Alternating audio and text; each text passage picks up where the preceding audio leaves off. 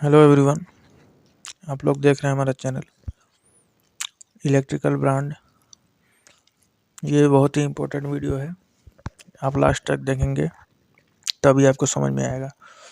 इस वीडियो में हम लोग जानेंगे कि एसी टू डीसी कैसे बनाते हैं और फुल वेव रेक्टिफायर कैसे बनाते हैं। चलिए डायग्राम देख लीजिए आप लोग।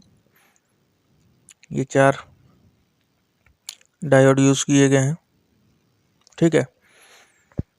अब एसी से डीसी बनाने के लिए दोस्तों हमारा वेव रहता है एसी का ये, और हमें बनाना रहता है ये साइन, ये जो डीसी का रहता है। तो इसको बनाने के लिए सबसे पहले क्या करते हैं, हम ये समझ लेते हैं हम लोग कि एसी क्या रहता है। दोस्तों एसी हमारी वर्क करती है 50 हर्ट्ज़ पे। 50 हर्ट्ज़ का मतलब ये होता है कि ये जो वेव है पॉजिटिव और नेगेटिव, ये हमारी एसी में 50 हर्ट्ज़ का मतलब है कि 1 सेकेंड में स्विचिंग हो रहा है 50 बार। यानी 1 सेकेंड में पॉजिटिव और नेगेटिव 50 बार स्विचिंग हो रहे हैं उसमें, अपने एसी सप्लाई में। अब इसको क्या करना है, हमें डीसी बनाना है। तो डीसी बनाने के लिए क्या करेंगे, हम ब्रिज रेक्टिफायर बनाते हैं और फुल वेव। अब दोस्तों ये डायग्राम आपने देखा होगा, लेकिन समझ में नहीं आता होगा कैसे बनाते हैं। तो इस वीडियो में मैं बताता हूँ कि कैसे बनाते हैं। दोस्तों 4 डायोड ले लिया आपने, ये मार्किंग रहती है।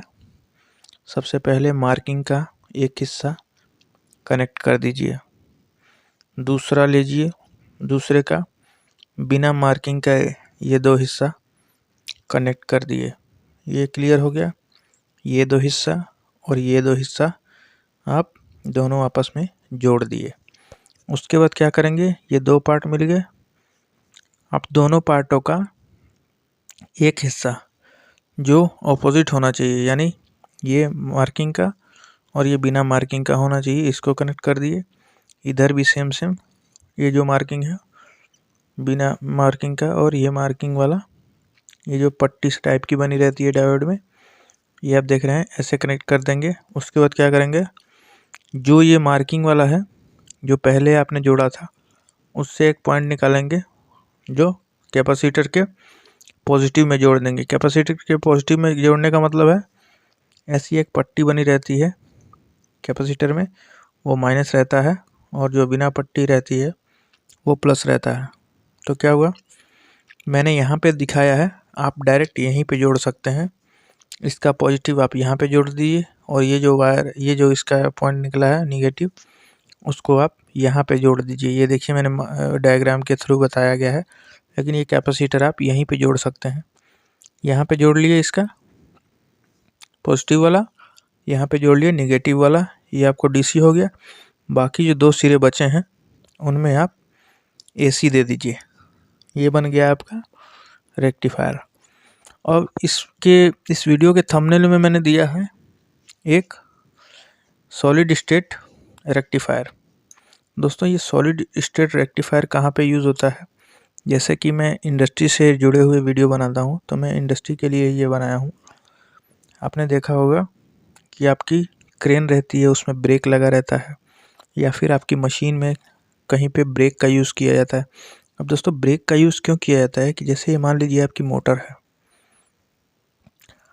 और इस मोटर को चलाना है, और इससे जो फंक्शन हो रहा है उसको आपको सडन में स्टॉप करना है इस मोटर को। जैसे ही आप इस मोटर को बंद करना चाहें तुरंत बंद हो जाए। चूँकि ये इंडक्शन मोटर है, तो इंडक्शन मोटर में क्या होता है, जब आप इस मोटर की सप्लाई को ब्रेक करेंगे तो उसमें फिज़िकली मूवमेंट होने के नाते ये तुरंत स्टॉप नहीं होगी। इसके लिए क्या करते हैं हम लोग, बैक साइड में ब्रेक लगाते हैं, ब्रेक यूनिट, जिससे कि जैसे ही मोटर की सप्लाई बंद हो, ये ब्रेक तुरंत इसको स्टॉप कर दे। अब ये कैसे स्टॉप करेगा, इसका कनेक्शन कैसे करते हैं, इसके लिए रेक्टिफायर हम यूज़ करते हैं, सॉलिड स्टेट रेक्टिफायर। अब इस सॉलिड स्टेट रेक्टिफायर में ये 4 पॉइंट दिए रहते हैं, 2 एसी के और 2 पॉइंट दिए रहते हैं डीसी के। चूँकि ये ब्रेक आपका डीसी पे वर्क कर रहा है तो आपको ये जो दोनों पॉइंट हैं इनको आपको ब्रेक को कनेक्ट कर देना है। और ये जो 2 पॉइंट हैं 4.15 दिया हुआ है, यहाँ पे लिखा रहेगा आपके, और आउटपुट 190। तो ये 190 जोड़ देंगे आप ब्रेक में और इन दोनों पे सप्लाई दे देंगे। तो दोस्तों आपकी मोटर कैसे काम करेगी, जो आपका मोटर का टर्मिनल है उसमें 415 वोल्ट ऑलरेडी जा रहा है आपकी मोटर को चलाने के लिए। तो इन्हीं में से 2 फेज़ उठाएंगे, जो आपने 3 कनेक्ट किए हैं वो तो कनेक्ट रहेंगे ही। इन्हीं टर्मिनल से आप 2 वायर उठाएंगे और इस रेक्टिफायर में कनेक्ट कर देंगे। तो इससे क्या होगा, जब भी आपकी मोटर की सप्लाई जाएगी, ठीक है, मोटर में सप्लाई जाएगी यानी मोटर को रन करने के लिए, तो वही सप्लाई इस रेक्टिफायर में जाएगी और वही उसी टाइम पे ये डीसी सप्लाई ब्रेक को देगा, जिससे ब्रेक क्या करेगा, इसको जो जाम है यानी जो स्टक किया हुआ है वो फ्री कर देगा। जब फ्री कर देगा आपकी मोटर रन करेगी।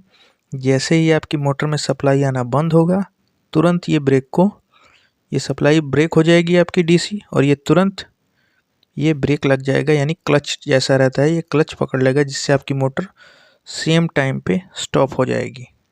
तो दोस्तों इसका यही फंक्शन होता है। अगर आपको डिटेल में ब्रेक के लिए वीडियो चाहिए और डिटेल में रेक्टिफायर चाहिए तो आप कमेंट बॉक्स में कमेंट करिए, हम आपको ये वीडियो बना के प्रोवाइड करेंगे। दोस्तों हमारा वीडियो कैसा लगता है आप लाइक कमेंट ज़रूर करें अगर सही लगता है तो, और हमारे चैनल को सब्सक्राइब करें प्लीज़।